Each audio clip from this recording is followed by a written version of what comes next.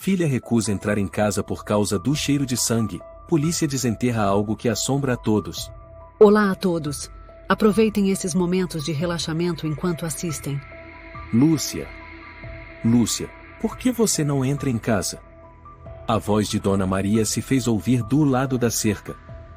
A menina de 8 anos ficou parada no batente da porta, o rosto pálido como se tivesse visto algo terrível. Lúcia? Dona Maria se aproximou, o semblante cheio de preocupação. O que foi, minha filha? Seu pai está em casa? Tá, mas, Lúcia sussurrou, sem tirar os olhos da porta entreaberta. Eu tenho um cheiro estranho, vovó. Que cheiro? Cheiro de sangue, igual da vez que eu tive sangramento no nariz, mas muito mais forte. Tá na sala. Dona Maria ficou paralisada. Você tem certeza? Lúcia assentiu com a cabeça, ainda encarando a fresta da porta. Eu não quero entrar. Eu tô com medo. Lúcia, seu pai fez alguma coisa com você? A voz de Dona Maria baixou, e ela pousou a mão no ombro da menina. Lúcia balançou a cabeça em negação, depois assentiu, depois negou de novo, como se não soubesse como responder. Tudo bem, vem pra minha casa um pouquinho? Vou ligar pra alguém verificar. Não, o pai vai ficar bravo. Não tem problema, minha querida. Se algo não está certo, precisamos ajudar. Vamos. Lúcia hesitou, mas depois acompanhou a avó. Assim que saiu do batente da porta, a porta da casa se escancarou com força, batendo na parede. Lúcia. A voz de seu Antônio soou, rouca e furiosa. Lúcia se virou assustada. Eu só saí um pouquinho. Saiu sem pedir permissão para ninguém? Quem mandou você falar com os outros? Antônio. Dona Maria avançou calma. A menina disse que tem um cheiro estranho na casa. Eu fiquei preocupada, por isso. A senhora não tem o direito de se meter no que acontece entre mim e minha filha. Antônio apontou para Dona Maria. E eu não preciso de ninguém me ensinando a ser pai. Lúcia ficou imóvel, como uma estátua. Volta para casa agora. Antônio agarrou o braço da menina e a puxou para dentro. Não, eu não quero entrar. Lúcia se debatia. Tem sangue, eu tô com medo. Cala a boca. Antônio, solta a menina. Maria gritou. Eu vou chamar a polícia. Pode chamar. Lúcia foi puxada para dentro, os olhos arregalados de pavor encarando o lado de fora.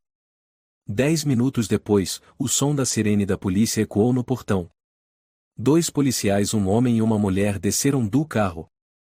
Boa tarde, recebemos uma ligação da senhora Maria Oliveira sobre uma situação incomum neste endereço.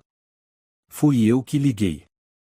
Maria apontou para a porta. A menina, Lúcia, disse que sentiu cheiro de sangue na sala. E eu achei o comportamento do senhor Antônio muito estranho. Os policiais assentiram. A policial bateu à porta. Antônio abriu, com o semblante irritado. O que é agora? Recebemos um chamado para verificar uma situação de emergência. Aqui não tem emergência nenhuma. Minha geladeira quebrou, algumas carnes estragaram, só isso. Precisamos verificar para confirmar isso, senhor. Vocês não têm mandado de busca. Tenho o direito de recusar. O policial homem se aproximou. Senhor Antônio, só queremos dar uma olhada rápida na sala. Se estiver tudo certo, vamos embora imediatamente. Antônio ficou em silêncio por alguns segundos, depois abriu a porta um pouco. Rápido. Os policiais entraram. Lúcia estava encolhida num canto da sala, abraçando os joelhos. O ambiente estava estranhamente silencioso. A policial mulher respirou fundo. Tem mesmo um cheiro forte.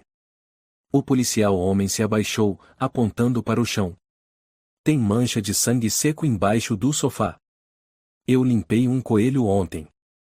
Satisfeitos? Antônio respondeu na hora. Eu esqueci de limpar o chão. Mas o senhor disse que era carne estragada na geladeira. Coloquei na geladeira antes, ué. A policial olhou ao redor. O senhor vive sozinho com sua filha? Sim. Ela vai à escola? Claro. A menina parece estar com muito medo. Criança é assim. Aquela velha encheu a cabeça dela de bobagens.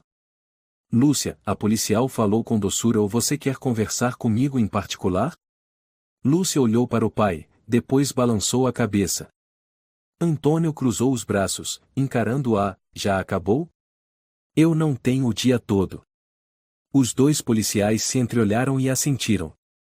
Não podemos intervir diretamente sem provas mais claras. Mas vamos registrar o ocorrido. Já terminaram? Antônio perguntou, impaciente. Recomendamos que o senhor colabore, caso algo mais aconteça. Sou o mais colaborador da vizinhança. Naquela noite, Lúcia foi chamada por Dona Maria para ir até sua casa. Seu pai está onde? No quarto. Trancado. Quer dormir aqui hoje? Lúcia assentiu. Depois de um tempo, enquanto tomavam chá de gengibre, Lúcia falou baixinho. Vovó Maria. O que foi, minha flor? Posso te contar uma coisa, mas não conta pra ninguém, tá? Eu prometo. Meu pai disse que minha mãe ainda tá viva. Dona Maria parou. Como assim? Ele conversa com ela. Na sala. Como se ela estivesse sentada na poltrona. Lúcia, isso acontece há quanto tempo? Faz mais ou menos 1 ano. Toda noite. Ele diz que a mamãe tá brava, por isso não responde. Dona Maria colocou a mão na testa da menina. Você já viu sua mãe? Lúcia balançou a cabeça. Mas ele disse que ela gosta de ficar em casa. Que não gosta que eu saia. Por que não contou antes? Eu tava com medo. Medo de quê? Do papai. Dona Maria engoliu em seco. Querida, você vai dormir aqui esta noite. Vou arrumar tudo. Amanhã, alguém vai te ajudar. Lúcia não respondeu. Ela olhou para a escuridão além da janela. A noite cobria a pequena rua. Dona Maria se sentou ao lado de Lúcia, segurando sua mão, que estava gelada como pedra. Cadê a Lúcia? Antônio abriu o portão de ferro, os olhos vasculhando o jardim da casa de Maria. A menina já dormiu, respondeu Maria, bloqueando o caminho. Ela estava cansada e com medo, então eu a deixei ficar. Você não tem esse direito.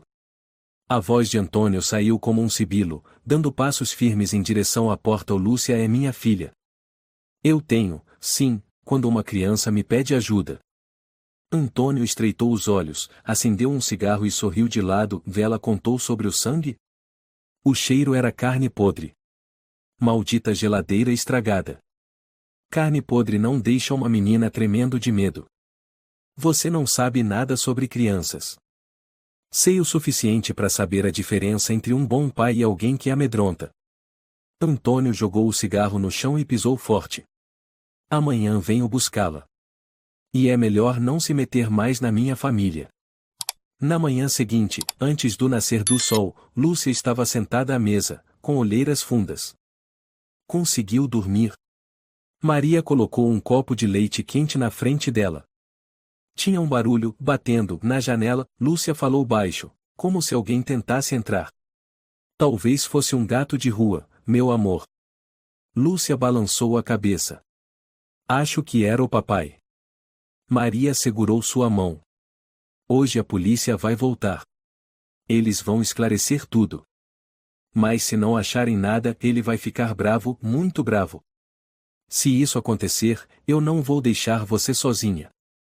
A polícia voltou às 9 da manhã. Maria já havia ligado na noite anterior, dizendo que Lúcia precisava de proteção. A policial do dia anterior, Isabel Ferreira, apareceu junto com um novo parceiro chamado Roberto Nunes. Recebemos uma atualização, disse Isabel, então voltamos para fazer mais uma verificação. O Antônio está em casa, Maria apontou, mas se vocês não chegassem, eu teria medo pelo que ele pudesse fazer com a Lúcia. Isabel assentiu. O mandado de busca oficial está sendo solicitado, mas por ora, vamos tentar uma abordagem mais amigável. A porta se abriu após a terceira batida. Antônio estava do lado de dentro, cabelo bagunçado, olheiras profundas. De novo? Vocês não têm mais o que fazer? Recebemos novas informações da menina, disse Roberto, calmo, e fomos orientados a verificar novamente. Minha filha está sendo envenenada por terceiros. Não vou permitir isso. O senhor vai colaborar? Isabel deu um passo à frente. Antônio ficou alguns segundos em silêncio, depois esboçou um sorriso torto. Querem entrar? Entrem. A casa estava igual. Mas assim que a porta se fechou, o cheiro de sangue era ainda mais forte do que no dia anterior. Ainda é a geladeira? Roberto perguntou, cobrindo o nariz com um lenço. Não consegui chamar o técnico. Antônio respondeu, olhando fixamente. Isabel circulou o sofá.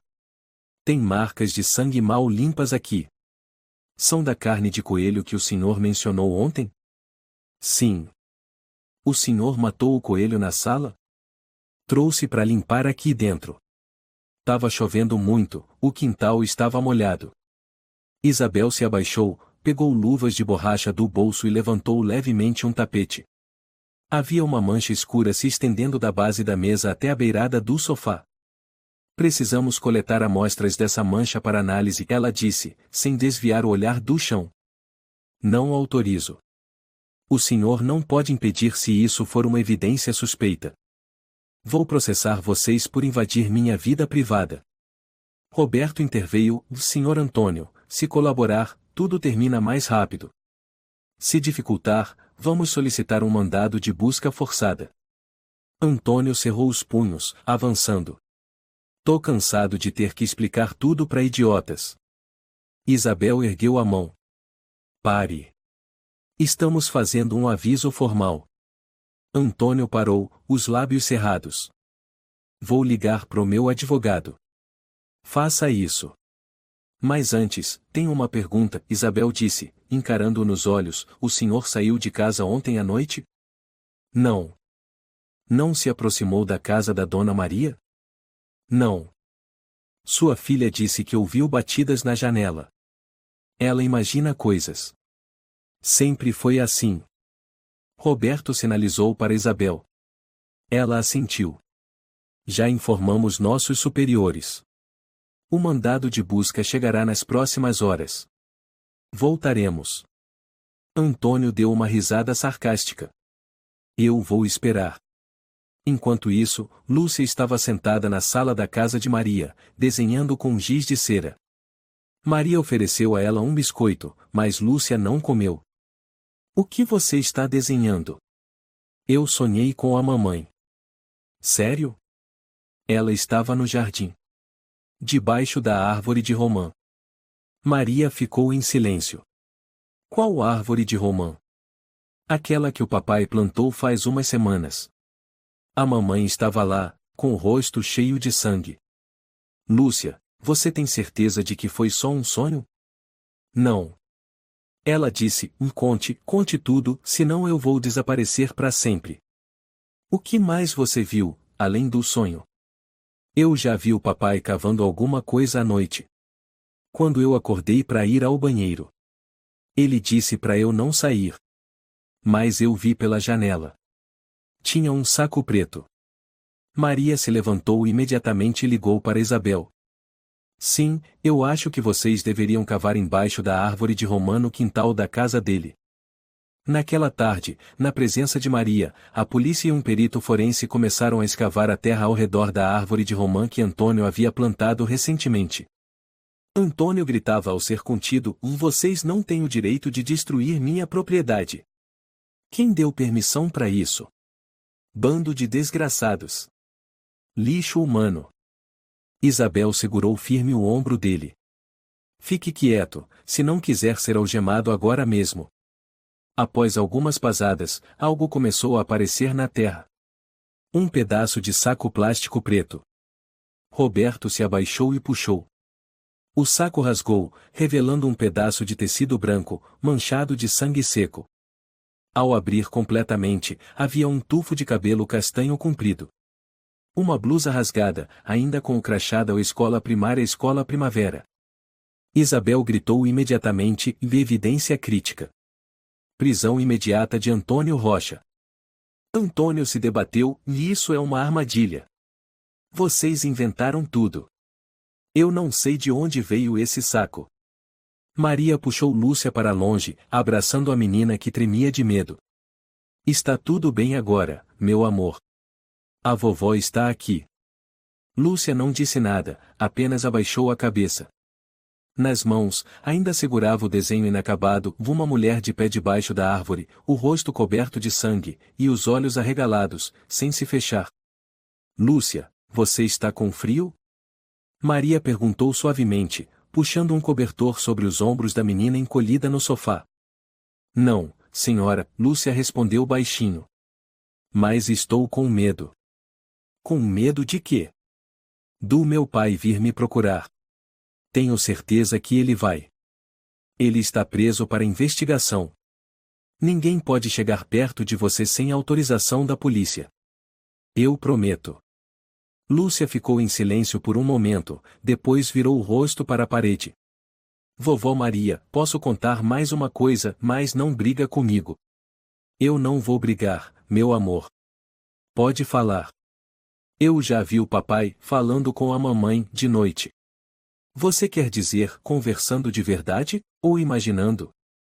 Eu acordei para beber água. Ele estava sentado na sala, a cadeira da frente vazia. Ele disse, Clara, até quando você vai ficar brava comigo? E depois ria como se alguém tivesse respondido. Maria ficou confusa. Clara é o nome da sua mãe? Lúcia balançou a cabeça. Não. Minha mãe se chama Marta. Então quem é Clara? Eu não sei. Mas o papai sempre falava esse nome, cochichando à noite. Teve noite que ele chorou. Teve noite que gritou, não vá embora. Eu não vou deixar você desaparecer. Você já viu outra mulher na casa? Não. Mas eu já ouvi barulhos estranhos. Como se alguém estivesse preso dentro de um armário ou embaixo do chão. Maria se agachou, o coração disparado. Lúcia, isso aconteceu quando? Faz tempo. Eu contei pro papai, mas ele disse que era o vento e mandou eu ficar quieta, sem inventar coisa. Você já entrou no porão? Já. Mas a porta sempre está trancada. Só abre quando o papai entra e sai. Tinha cheiro estranho de lá? Lúcia assentiu. Cheiro forte, tipo sangue, tipo coisa morta. Naquela noite, Maria estava sentada na mesa da cozinha, ligando para a polícia. Isabel, acho que tenho mais informações da Lúcia. Não, ainda não gravei nada, mas ela contou sobre as noites em que o Sr. Antônio conversava sozinho, não com a esposa morta, mas com alguém chamada Clara. Sim, Clara, não é a esposa dele. Lúcia tem certeza disso. Também falou de barulhos estranhos, cheiro de coisa podre vindo do chão, da sala, isso, exatamente onde estava o cimento novo. A menina disse que ele prendeu alguém, ou pelo menos já prendeu. Eu acho que precisam de um mandado de busca completo. Isabel respondeu rápido pelo telefone, vou informar meus superiores ainda esta noite. Amanhã cedo, se for aprovado, vamos quebrar o piso. Lúcia estava sentada na sala, com uma boneca velha nas mãos. Ela alisava o cabelo da boneca e sussurrava alguma coisa. Lúcia, você está falando o quê? Maria perguntou, saindo da cozinha. Eu estou perguntando para ela se o meu pai realmente viu a Clara. E o que ela respondeu? Ela disse que a Clara chorava. Muito. Na manhã seguinte, antes mesmo do sol nascer por completo, uma viatura da polícia parou em frente ao portão da casa de Maria. Isabel e um perito desceram. Roberto também estava lá, carregando uma bolsa com equipamentos. Temos um mandado para revistar toda a casa do Sr. Antônio Rocha, disse Isabel, inclusive para examinar o piso onde há suspeita de ocultação. Graças a Deus, Maria suspirou. Lúcia contou coisas, não dá para acreditar que uma criança tenha presenciado isso. E onde está a menina? No meu quarto. Deixei ela dormir mais um pouco. Ontem à noite, ela teve um episódio de sonambulismo. Sonambulismo? Roberto repetiu. Sim. Ela andava pela casa, murmurando, não grita mais, eu já ouvi, não grita mais. Isabel apertou levemente os punhos. Vou passar isso pro psicólogo. Dentro da casa de Antônio, a equipe começou a remover os ladrilhos recentes. Sob o cimento cinza havia uma camada de terra diferente, aparentemente remexida recentemente. Um cheiro estranho surgiu de imediato. Tem algo aqui embaixo, disse o perito, vou precisar de alguns minutos. Lúcia foi levada até a janela, a uma distância segura da cena. A menina segurava a mão de Maria. Eu lembro desse chão, Lúcia sussurrou. Meu pai ficava sentado aí por horas, olhando fixamente sem piscar. Você não precisa olhar mais, meu amor. Isso vai acabar em breve. Tem um objeto estranho, disse o perito, uma caixa de madeira grande, enterrada sob a terra e o cimento. Remova, ordenou Isabel. A caixa foi puxada para fora, a tampa aberta com alicate especial. Dentro havia coisas que deixaram todos em silêncio por vários segundos. Um saco de pano cheio de unhas secas, com sangue. Um lenço bordado com o nome O Clara Almeida. E um caderno. Roberto, com luvas, abriu a primeira página. Clara Almeida, professora do ensino fundamental na Escola Primavera. Maria cambaleou. Clara Almeida, eu lembro, ela desapareceu há um ano, todos acharam que tinha sido assalto. Isabel franziu a testa. Escola Primavera é onde Lúcia estudava ano passado. Sim, Maria confirmou, Clara era professora da turma 2B. A turma da Lúcia. Lúcia ficou imóvel, os olhos arregalados ao ouvir aquele nome. Clara, a menina disse devagar, era professora, eu gostava muito dela. Ela sempre me dava papel colorido extra para desenhar. Você lembra da última vez que viu ela? Naquele dia, meu pai me buscou mais cedo, disse que eu estava com febre. E depois disso, nunca mais viu a professora? Lúcia assentiu. Eu perguntei, ele disse que ela foi transferida. Mais uma vez eu ouvi a voz dela em casa. Você ouviu a voz dela? Parecia como se alguém estivesse tapando a boca dela, e a arrastando. Maria cobriu a boca, tentando conter o enjoo. Isabel fez sinal para a equipe. Lacrem a caixa, levem ao laboratório forense. Recolham DNA, comparem com o de Clara Almeida. Também recolham digitais e examinem o caderno. Maria levou Lúcia de volta para casa. Você está cansada? Lúcia assentiu. Não quero mais lembrar. Você vai ver um psicólogo. Eles vão te ajudar a se sentir melhor. Eu só quero desenhar. Desenhar é bom. Quer que a vovó fique com você? Não. Quero desenhar sozinha. No quarto, Lúcia pegou os gizes de cera e desenhou uma caixa de madeira, cercada por mãos estendidas, como se estivessem pedindo socorro. O desenho fez Maria se arrepiar quando viu por acaso depois. O que você desenhou? A caixa no chão. Mas desenhei do sonho. Nele, tinham outras mulheres, também estavam presas. Quem você acha que elas são? Lúcia respondeu baixinho, como se tivesse medo de ser ouvida, e amigas da Clara. Maria, preciso que a senhora assine aqui. Isabel entregou uma cópia da autorização de busca para ela. Essa é a ordem para escavar o jardim da casa dele? Sim. Com base no depoimento de Lúcia e nas evidências encontradas na caixa, suspeitamos que ainda haja provas escondidas nos fundos. O pé de romã. Exatamente. A polícia local informou que a árvore foi plantada recentemente, apenas alguns dias após o desaparecimento de Clara. A Lúcia mencionou isso, ela disse que sonhou com a mãe debaixo daquela árvore. Mas a mãe dela morreu há 3 anos.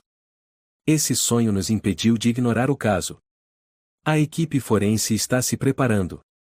Escavem ao redor das raízes, evitem danificar o caule. Ordenou Roberto, enquanto os técnicos começavam a cavar a terra. Antônio estava algemado, sentado sob a vigilância de 2 policiais. Ele ria de forma debochada, murmurando sem parar. Loucos, destruindo minha árvore valiosa, vão perder tempo. Isabel se aproximou.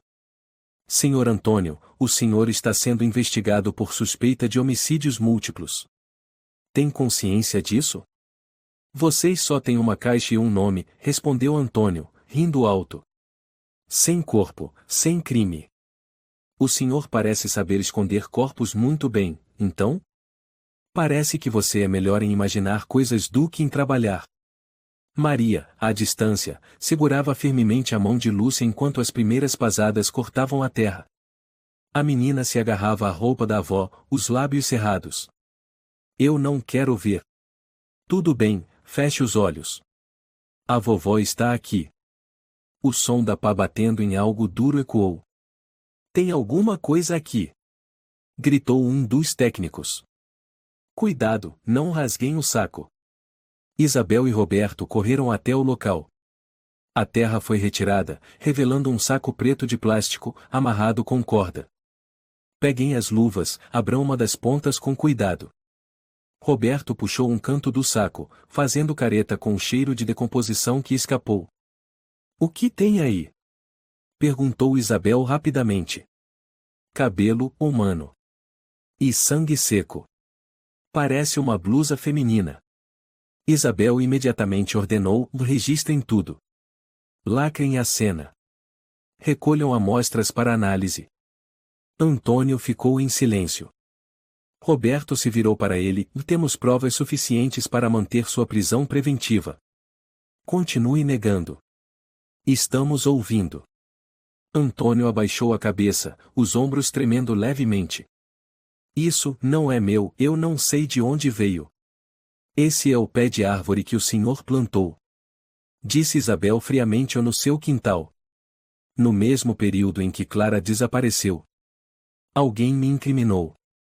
Vamos testar o DNA, cada fio de cabelo, cada pedaço de tecido, digitais, e se coincidirem com o que havia na caixa de madeira, o senhor deve se preparar. Maria olhou para Antônio e balançou a cabeça. O senhor já foi um homem decente, Antônio. Marta dizia que o senhor era um bom pai. Mas agora, o que restou? Ele se virou com os olhos em chamas: não fale da Marta na minha frente. Lúcia se encolheu, enterrando o rosto na roupa da avó. Isabel interveio: Lúcia, você não precisa mais estar aqui. Um psicólogo está vindo para te acompanhar. Lúcia balançou a cabeça. Eu quero saber o que tem dentro daquele saco. Você não precisa ver essas coisas horríveis, meu amor, disse Maria, com a voz trêmula. Ninguém quer que você veja isso. Lúcia encarou o pedaço do saco que aparecia no solo. Minha mãe morreu. Clara também morreu, quem mais? Nós vamos descobrir todos, Lúcia. Isabel se ajoelhou, ficando à altura da menina: ou você já ajudou muito. Agora é nossa vez de cuidar disso. Eu não quero que mais ninguém fique preso naquela casa. Horas depois, na delegacia de Campinas, Antônio foi levado à cela provisória. O advogado ainda não tinha chegado, mas ele também não pediu. Só murmurava. Clara, não chore mais. Isabel anotou: estado psicológico instável. Indícios de alucinação e delírio. Recomendar avaliação psiquiátrica. Roberto se virou para ela: você acha que ele está realmente perturbado? Não sei. Mas a forma como repete o nome Clara, e surta ao ouvir Marta, parece que ele misturou as duas na mente. Será que ele matou Clara pensando que era Marta? Ou, porque Clara não era como Marta? Talvez ele tenha se sentido traído. Naquela noite, Maria levou Lúcia ao seu primeiro atendimento psicológico com o Dr. Gustavo Gomes, especialista em teta infantil. Lúcia, eu sou o Gustavo. Não sou policial, nem estranho. Estou aqui para te ajudar, disse Gustavo com voz calma e acolhedora. Lúcia olhava ao redor, ainda envolta no medo. Você pode desenhar se não quiser falar. Ou cantar. Qualquer coisa que te deixe confortável. Quero desenhar. Gustavo entregou papel e lápis de cor, e esperou. Lúcia se concentrou por 10 minutos, depois entregou o desenho. Era um homem de olhos pretos e vazios, em pé no meio de uma sala coberta de sangue. Ao redor, várias sombras sem rosto, penduradas no teto. Gustavo levou a mão ao peito. Onde você viu essas pessoas? Na minha cabeça. Toda noite. Você já ouviu elas falarem algo? Sim. Elas me dizem para contar tudo. Se eu não contar, elas voltam. Você contou. E foi muito corajosa. Lúcia ficou em silêncio. Uma lágrima escorreu por sua bochecha. Tenho medo de esquecer e que elas morram de novo. Gustavo segurou a mão de Lúcia. Não. Elas estão livres agora. Graças a você. Ao fim do encontro, Maria perguntou a Gustavo em particular: ela vai ficar bem? Não está bem. Mas tem esperança. A menina viveu tempo demais na ilusão do pai. Agora a mente dela parece uma casa com centenas de portas abertas. Vai demorar? Não se sabe. Mas o essencial agora é segurança e estabilidade. Devo tirar ela do bairro? Se puder. Quanto mais longe das memórias, melhor. Naquela noite, Maria ficou com Lúcia na varanda. Quer que eu conte uma história? Quero que a senhora me fale da minha mãe. Sua mãe era incrível. Quando você nasceu, Marta me disse: Bela tem os olhos do Antônio, mas tomara que não tenha o coração dele. Lúcia apertou as mãos. Meu pai já foi bom, mas depois virou outra pessoa. Eu sei. Eu odeio ele. Mas também gosto. Maria colocou a mão no ombro da neta. Você não precisa perdoar agora. Só precisa continuar vivendo, Lúcia. E não esquecer? Não esquecer. Mas também não deixar isso te afundar. Doutor Gustavo, ela desenhou o sonho de novo. Maria colocou o desenho sobre a mesa. Gustavo observou com atenção um cômodo com piso de concreto rachado, e por baixo, uma caixa de madeira sangrando. Que horas ela fez isso? Umas 3 da manhã. Não conseguia dormir, dizia que ainda tem alguém debaixo do chão. A sala de estar? Sim. Gustavo assentiu e pegou o telefone. Vou avisar a Isabel. Precisamos verificar aquele piso agora. Uma camada de concreto foi derramada há menos de 1 ano. Informou o perito, com um medidor de eco vazio na mão. Roberto analisava o mapa térmico, diferença de temperatura no centro. Provavelmente há algo embaixo. Isabel deu a ordem: comecem a perfuração ali. O barulho da furadeira cortava o ar. Lúcia estava do lado de fora, segurando firme a mão de Maria. Não quero ficar perto, mas também não quero sair. Pode ficar aqui comigo. Está tudo bem. 1 hora depois, a laje de concreto foi retirada, revelando um solo escuro. Roberto pegou uma pá e começou a remover a terra superficial. Tem algo, madeira. Superfície lisa, parece tampa de caixa. Uma caixa de madeira de verdade. Isabel murmurou. Conseguimos puxar? Espera, tem cheiro. Ao abrirem a tampa, o odor de morte se espalhou, fazendo todos taparem o rosto. Lúcia recuou, lágrimas escorrendo. Eu já senti esse cheiro muitas vezes. Maria a abraçou forte. 2 dentes humanos, unhas, e aqui está. Roberto retirou um caderno úmido, com capa azul e escrita clara, em Clara Almeida. Isabel tremeu. É o diário dela. Roberto abriu e folheou as primeiras páginas. 17 de março. Hoje foi minha primeira aula com Lúcia. Ela é doce e inteligente. Mas seus olhos, há uma tristeza profunda neles. 22 de março. O Sr. Antônio, pai da Lúcia, veio buscá-la mais cedo. Ele me olhou por muito tempo, sem dizer nada. Me arrepiou. 2 de abril. Vi Antônio parado na frente da escola à noite. Perguntei por quê, ele disse: eu só passeando. Mas quem passeia perto da escola às 8 da noite? 10 de abril. Antônio me seguiu até em casa. Avisei a polícia, mas não fizeram nada por falta de ameaça direta. Sinto que algo terrível está se aproximando. Isabel ficou em choque. Ela avisou desde o começo, mas ninguém ouviu. Roberto colocou o caderno na bolsa de evidências. Pode haver mais coisas escondidas. Ele perseguiu, sequestrou, torturou e enterrou o corpo dentro da própria casa, Isabel murmurou. Na sala de interrogatório, Antônio estava recostado, olhar vazio. Isabel colocou o diário na mesa. O senhor se lembra deste caderno? Antônio olhou brevemente. Não. É da Clara. Professora da turma 2B. O senhor a conhecia bem. Conheço muita gente. Não lembro de todos. O senhor falou com ela. Perseguiu. Sequestrou. Enterrou.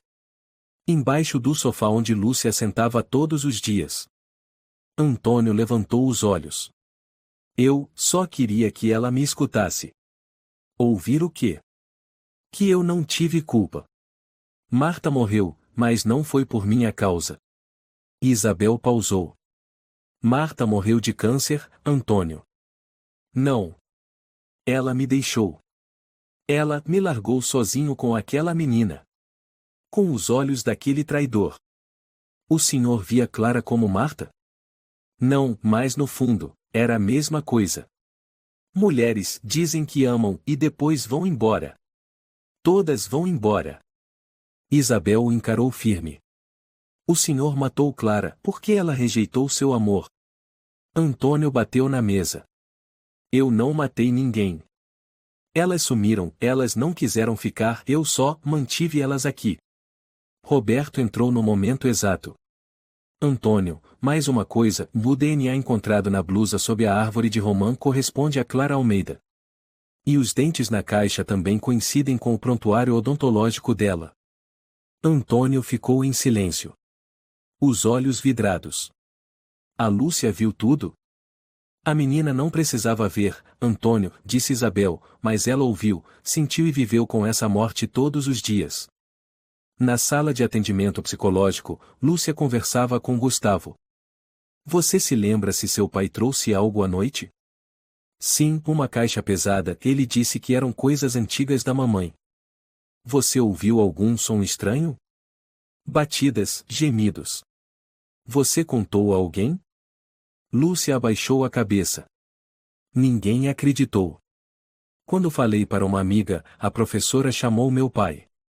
Depois disso, a professora sumiu. Gustavo inclinou a cabeça. O que você acha que seu pai fez com ela? Lúcia sussurrou, e ele disse que ela mentia, que fazia eu pensar mal dele. E você acreditou? Não sei. Mas depois disso, ele me obrigou a ajoelhar em frente ao sofá. O sofá ficava onde? No chão, bem ali. Gustavo estremeceu. Exatamente onde Clara estava enterrada. Lúcia começou a chorar. Eu ainda lembro o cheiro igual ao do sonho. Naquela tarde, Maria e Gustavo levaram Lúcia para uma casa de acolhimento temporária fornecida pelo governo. Uma casa pequena, silenciosa, onde ninguém a conhecia. Aqui será um lugar seguro pelas próximas semanas, disse Gustavo, até que todos os trâmites sejam finalizados. Lúcia olhou em volta. Ninguém sabe onde é. Ninguém. Maria entregou uma malinha.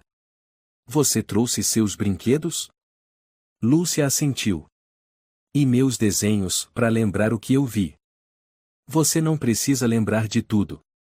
Mas se eu esquecer, aquelas pessoas vão continuar enterradas.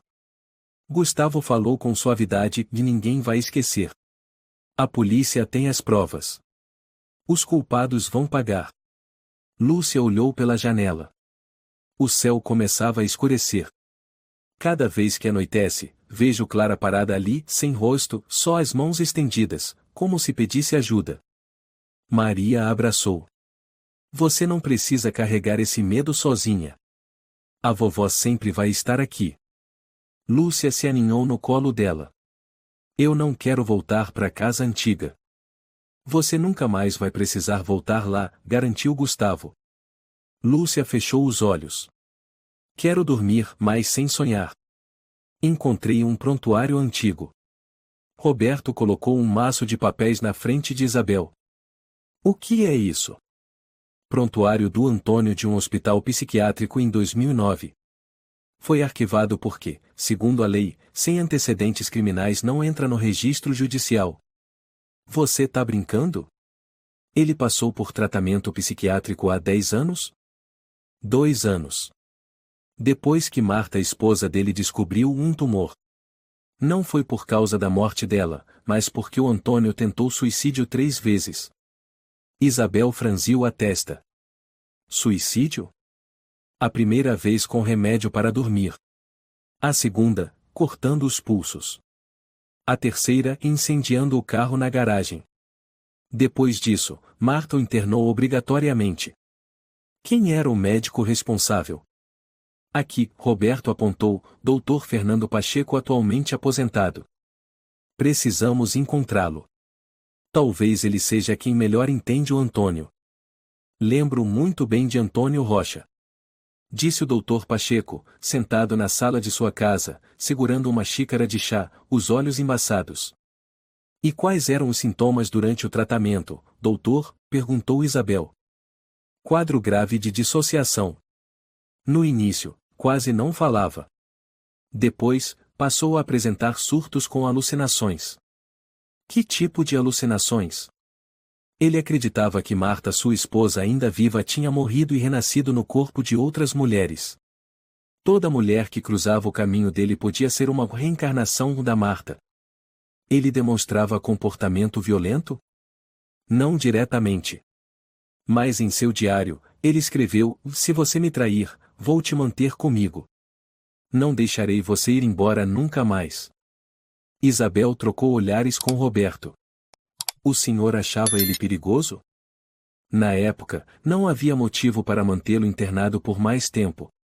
Marta assinou a liberação. Eu alertei, mas ela achava que podia controlá-lo. Depois que Marta morreu de câncer, ele entrou em contato de novo? Não. Só soube que ela faleceu, e que Antônio cortou tudo. Mudou de número, saiu do emprego, trocou de casa. Sumiu. E agora sabemos o porquê. De volta à delegacia, Isabel espalhou os dossiês de desaparecimentos dos últimos 3 anos. Clara Almeida foi a primeira compatível. Mas veja isso, apontou para uma foto. Beatriz Souza, enfermeira desaparecida ano passado. Morava no bairro ao lado. Roberto franziu o senho. Não há evidência ligando ao Antônio. Tem sim. Ela chegou a ligar para denunciar um homem a observando na porta de casa. As câmeras do bairro estavam com defeito naquela noite. Muita coincidência. Isabel pegou outra foto. Ana Martins, funcionária do mercado perto da casa do Antônio. Sumiu depois do turno da noite. Uma testemunha disse que ela entrou num carro cinza sem placa visível.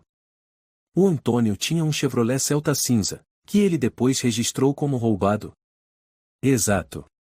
E Lúcia comentou: o papai tem um carro cinza, mas disse para eu não contar para ninguém. Precisamos escavar mais o jardim. Não só a árvore de romã. E verificar o porão. A planta antiga da casa mostra uma pequena adega sob a cozinha. À noite, Maria sentou-se ao lado da cama de Lúcia. Não consegue dormir? Eu vejo elas, as mulheres, ao redor da cama. Você está sonhando, querida. Não. Elas disseram obrigada. Mas os olhos delas ainda estão assustados.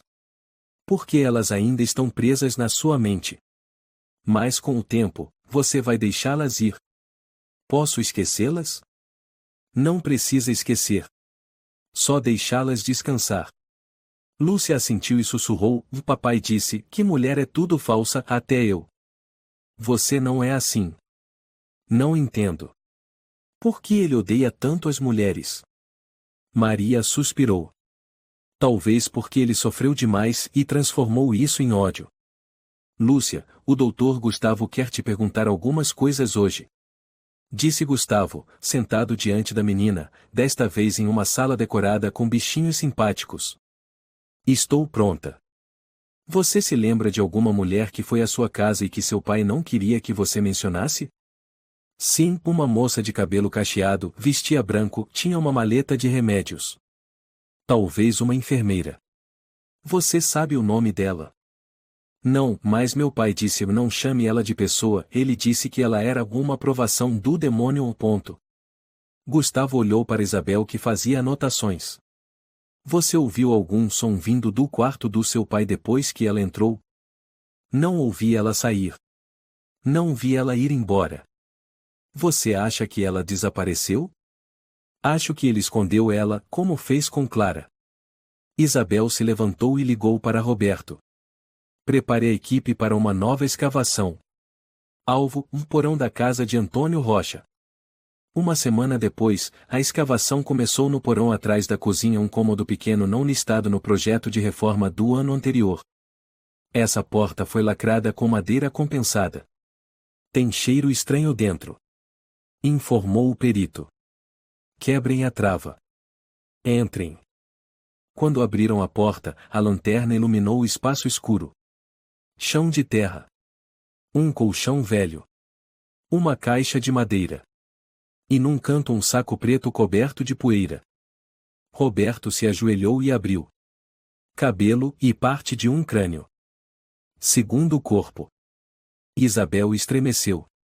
Chamem a perícia. Registrem a cena. Enviem o material para cruzar com o DNA de Beatriz Souza. Acho que vai bater. Ele não é só um assassino. Ele repete um padrão. Cada mulher representa uma ilusão que ele projeta. Roberto fechou os punhos. E Lúcia cresceu dentro dessa casa. Naquela noite, Isabel passou na casa de Maria para visitar Lúcia. Boa noite, tia, disse Lúcia baixinho, hoje eu não desenhei sangue. Sério? O que desenhou então? Desenhei luz. Isabel sorriu. Você é muito corajosa. Sabe, no sonho, a Clara sentou ao meu lado, foi a primeira vez que vi ela sorrindo. Agora ela está em paz. Lúcia assentiu. Mas tem outras, que ainda não sorriram. Isabel se abaixou. Nós vamos encontrá-las. Uma por uma.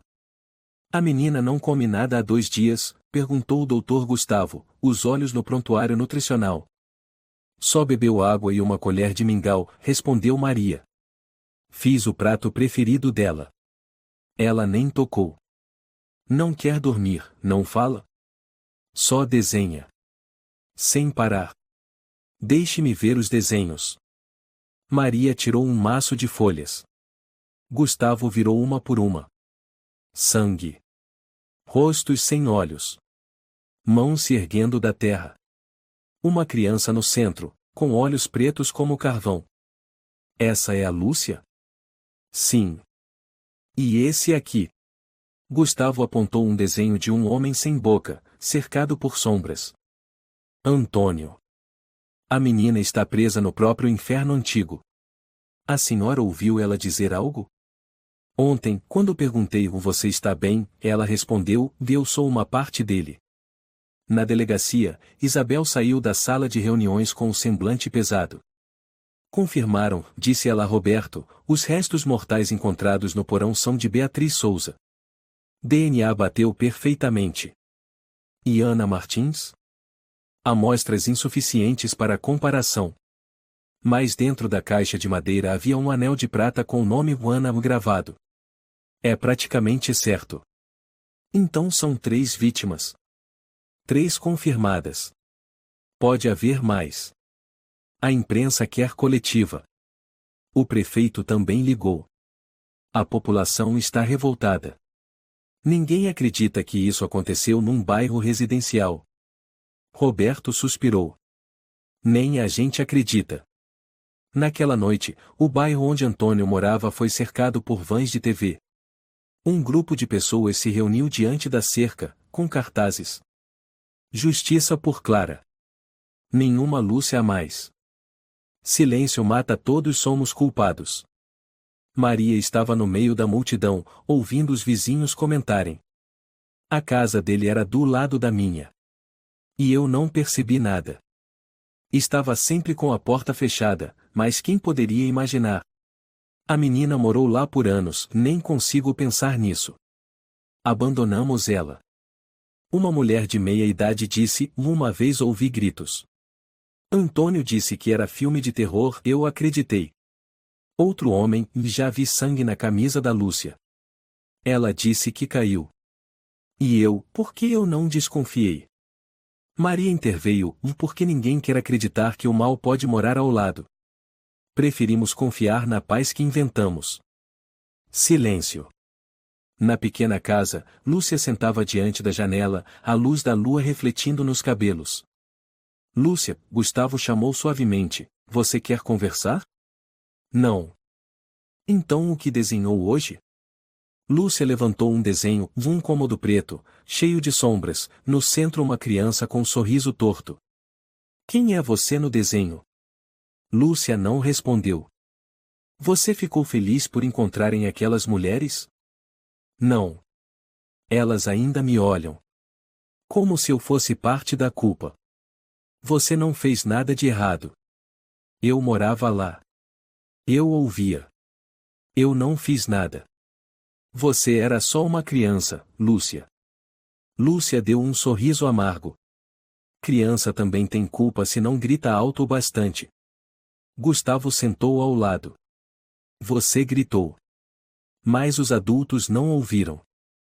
Lúcia sussurrou, agora eles ouviram. Mas é tarde. No dia seguinte, uma cerimônia de homenagem foi organizada na escola primária Escola Primavera. Um altar simples foi montado com as fotos de Clara, Beatriz e Ana. Isabel e Roberto chegaram, ambos de preto. Maria acompanhava Lúcia, cuja mão estava gelada. Você quer entrar? Perguntou Maria. Lúcia assentiu. Só quero olhar. Ao entrar, a menina parou diante da foto de Clara, tocando o porta-retrato. Lembro da mão dela. Ela me atravessava na faixa da escola. Uma professora se aproximou, com lágrimas nos olhos, Clara sempre falava de você. Dizia, Lúcia é uma menina silenciosa, mas com um mundo colorido dentro dela. Lúcia abaixou os olhos. Eu matei ela. Não. Disseram Maria, a professora e Gustavo ao mesmo tempo. Nada disso foi culpa sua, Lúcia, disse Gustavo, foi a sociedade que não te protegeu. Que não protegeu elas. Lúcia fechou os olhos. Se não acreditaram em mim, não vão acreditar em outras crianças também. Maria abraçou a menina. Então você vai mudar isso. Vivendo. Continuando. Naquela tarde, circulou nos jornais uma foto de Lúcia sentada sozinha diante do altar, segurando um cartão com um desenho de sol. Título da matéria: A menina que viveu entre três mortes. Cidadãos de toda a cidade expressaram indignação. Um fundo comunitário foi criado, chamado O Clara Luz na Escuridão, para apoiar crianças vítimas de abuso, especialmente aquelas que testemunharam crimes.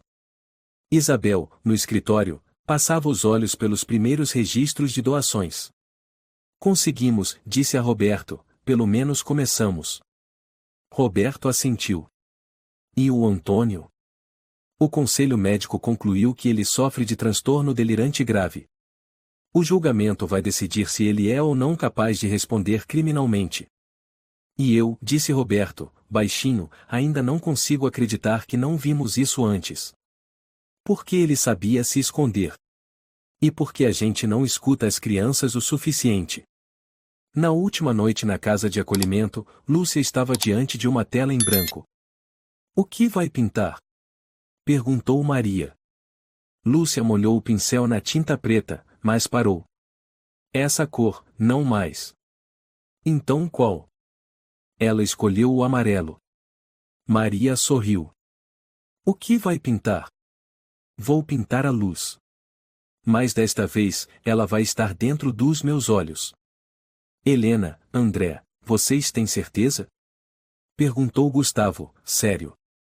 Nós pensamos muito, respondeu Helena, segurando o ombro do marido. Marta era minha melhor amiga.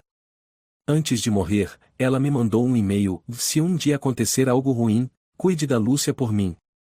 André assentiu. Segurei a Lúcia no colo quando ela nasceu. Não vamos abandonar ela. Gustavo ficou em silêncio, então disse: a menina passou por coisas que nem adultos suportariam. Vocês sabem que será difícil, certo? Sabemos. Mas ela não vai mais ficar sozinha. Lúcia, disse Maria, sentando-se ao lado da menina, duas pessoas querem te conhecer. São amigos antigos da sua mãe. Chamam-se Helena e André. Lúcia olhou. Eles conheciam minha mãe? Muito. Antes de partir, sua mãe pediu a eles que estivessem lá por você. Helena se aproximou com um sorriso doce. Você não vai lembrar de mim, a última vez que nos vimos você tinha 2 anos. Mas lembro de você claramente. Você tinha covinhas quando sorria, igual a sua mãe. Lúcia olhou para a mulher e disse, devagar, e minha mãe dizia que você gostava de margaridas brancas. André riu suavemente. É verdade. Você lembra. Sua mãe dizia que se um dia Helena estivesse triste, bastava olhar para margaridas. Lúcia ficou calada.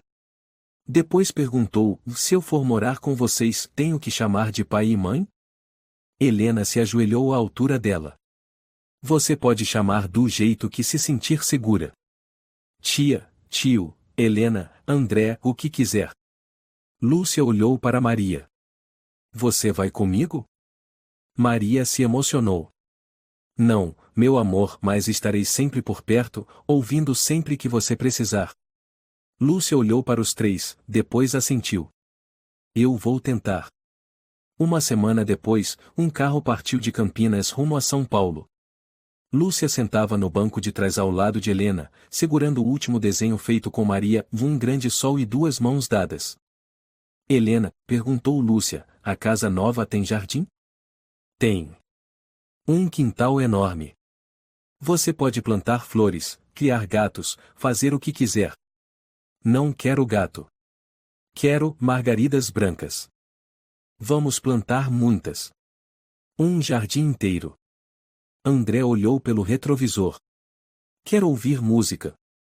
Tenho aquela que sua mãe adorava. Lúcia hesitou, depois assentiu. A música começou. Uma balada suave. Helena segurou a mão de Lúcia. Sua mãe cantava isso enquanto te dava banho. Lúcia fechou os olhos. Lembro. Ela me colocava na toalha quentinha e cantava essa música. O novo apartamento em São Paulo ficava num bairro tranquilo, com varanda ensolarada. Helena levou Lúcia para conhecer tudo. Esse é seu quarto. Ainda não arrumamos tudo, porque queremos que você escolha a cor da cortina, da colcha, e o cheirinho do seu travesseiro. Lúcia entrou e seus olhos brilharam ao ver a estante de livros e a mesa de desenho novinha. Talvez você queira desenhar o que passou. Ou o que deseja para o futuro, disse André, colocando a mão no ombro dela. Lúcia se virou. Se eu desenhar coisa ruim, vocês vão ter medo? Helena se agachou e colocou a mão sobre o coração da menina. A gente só tem medo se você guardar isso dentro de você.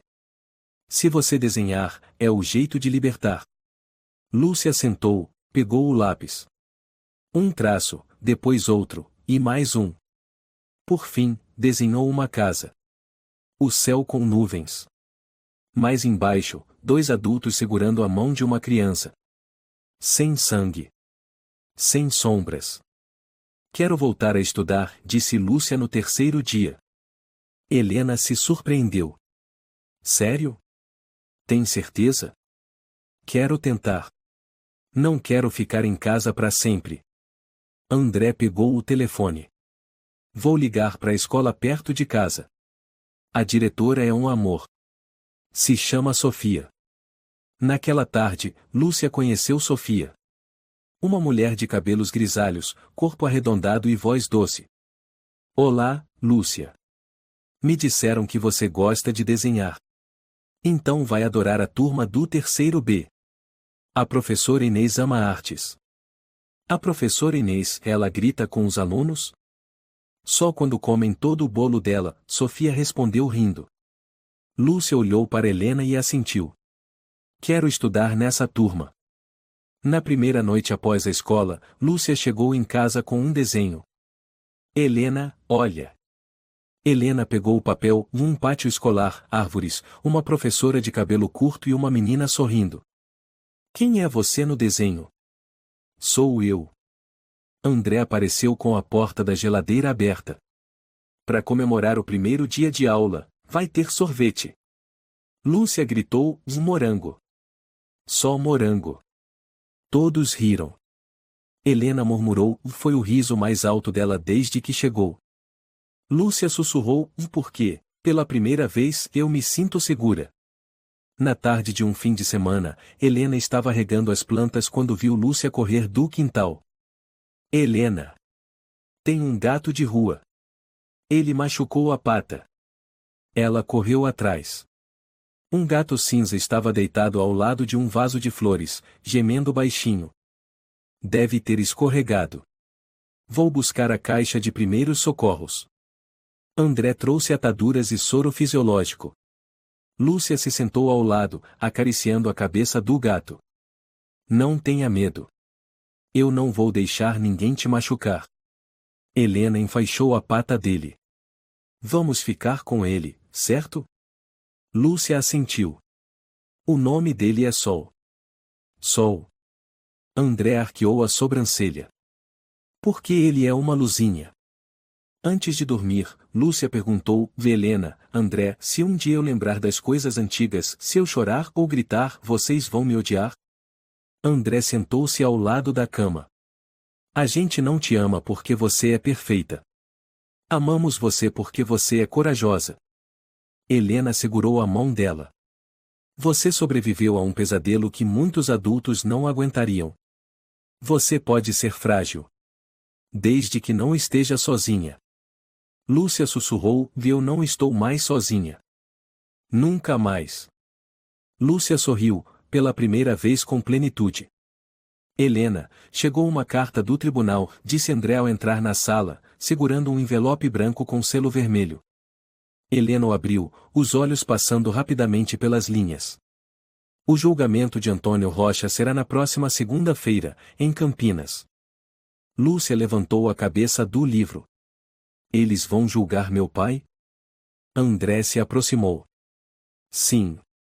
Diante do júri, com todas as provas. A polícia confirmou o DNA, o diário, e seu depoimento ajudou muito. Eu tenho que ir lá? Helena e André irão por você, disse Helena com ternura. Você não precisa enfrentá-lo novamente. Lúcia apertou o caderno. Eu não tenho medo dele. Tenho medo de sentir pena de novo. Helena se abaixou. Esse sentimento é normal. Mas agora, é a justiça que deve falar. Tribunal de Campinas, manhã do julgamento. Jornalistas se amontoavam do lado de fora. O letreiro eletrônico exibia. Julgamento de Antônio Rocha, já acusado de assassinar 3 mulheres e viver com a filha durante 3 anos sem que ninguém soubesse. Maria desceu do carro segurando a foto de Clara. Ao lado dela, Isabel e Roberto, com expressões tensas. Alguma novidade do hospital psiquiátrico? Perguntou Isabel. O laudo da junta médica concluiu, Antônio tem plena capacidade de responder pelos atos. Ele tinha consciência do que fazia. Então nada de inimputável por insanidade? Nenhuma chance. Maria olhou em direção ao camburão. Marta, minha irmã, espero que você esteja em paz. O tribunal ficou em silêncio quando Antônio entrou. Ele estava magro, cabelos brancos, mas o olhar permanecia o mesmo. Réu Antônio Rocha, iniciou o juiz, o senhor é acusado de 3 homicídios qualificados, ocultação de cadáver e cárcere privado. Tem algo a dizer antes do início da audiência? Antônio apertou os lábios. Eu só queria que elas ficassem. Elas queriam me deixar. O senhor tem consciência de que seus atos foram crimes? Eu via elas em casa. falando, sorrindo. Mas de repente, silêncio. Eu não suportei aquele silêncio. O promotor apresentou o diário de Clara, o mapa das escavações e o laudo da perícia. Quando o senhor prendeu Clara Almeida no porão, ela ainda estava viva. O laudo mostra arranhões das unhas dela na madeira. O senhor sabia disso? Antônio balançou a cabeça. Ela ia embora. Eu só queria que ficasse. Murmúrios na plateia. E Beatriz? Ana? Elas também iam embora? Antônio soltou um suspiro. Toda mulher é assim. Elas vêm e depois vão embora. O juiz bateu o martelo. Basta. O júri irá deliberar por 3 dias. Até lá, o réu permanecerá preso, sem direito à fiança. Antônio começou a rir. Ainda ouço elas falando. Na minha cabeça. Elas ainda não foram embora. Os guardas o retiraram. Maria virou o rosto, lágrimas escorrendo. Lúcia não precisava ver isso, murmurou. Isabel colocou a mão em seu ombro. Ela está vivendo uma nova vida. Essa é a verdadeira vitória. Uma semana depois, a imprensa divulgava. Antônio Rocha é condenado à prisão perpétua sem direito a condicional. Comunidade exige revisão nas políticas de vigilância a criminosos com transtornos psicológicos. Helena dobrou o jornal e o colocou na mesa. Ele nunca mais vai machucar ninguém. André lhe entregou uma xícara de café. E Lúcia nunca mais vai precisar viver com medo. Ela assentiu. Mas o mais bonito é que ela começou a acreditar no amor. Lúcia saiu correndo do quarto com uma folha de papel na mão. Helena. André. A escola vai ter um concurso de desenho. O tema é confiança. E o que você vai desenhar? Perguntou André. Lúcia mostrou o esboço, uma menina atravessando um arco-íris, do outro lado uma casa com jardim de margaridas brancas e um gato cinza esperando. Quem é a menina? Perguntou Helena. Lúcia sorriu. Sou eu. E estou indo em direção à luz. No mês seguinte, foi realizado um evento no Centro Cultural da cidade de São Paulo. Um letreiro pendurado na entrada dizia: Inauguração do Fundo Clara, para crianças sobreviventes da violência doméstica. Gustavo estava ao lado de Lúcia, bem vestido.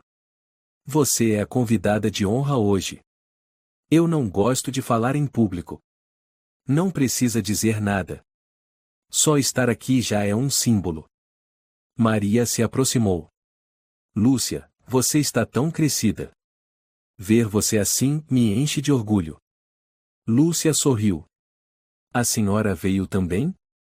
Eu nunca vou faltar quando você precisar. Uma mulher se aproximou. Você é a Lúcia, não é? Eu sou mãe de um menino que sofreu abuso. Foi por causa de você que eu tive coragem de denunciar. Lúcia abaixou a cabeça. Eu só sobrevivi. E porque você sobreviveu, muitas crianças agora têm chance de viver. Aplausos ecoaram quando o fundo foi oficialmente inaugurado. Lúcia ficou ao centro, sem dizer nada, mas seus olhos brilhavam como se 1000 raios de luz passassem por eles. De volta a casa, já de noite. Lúcia saiu até o quintal, onde as margaridas brancas floresciam. Helena, ela chamou, posso dormir na varanda hoje à noite? Helena saiu.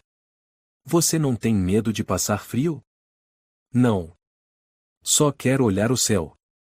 Hoje vai ter estrela cadente. André trouxe um edredom. Então vamos sentar com você. Nós 3. Sentaram-se juntos, lado a lado, mãos entrelaçadas. Lúcia olhou para cima. Antes, eu achava que o céu só tinha nuvens escuras. Mas agora, sei que ele só esperava o vento passar. Helena acariciou seus cabelos. O vento passou. E você é a luz que ficou.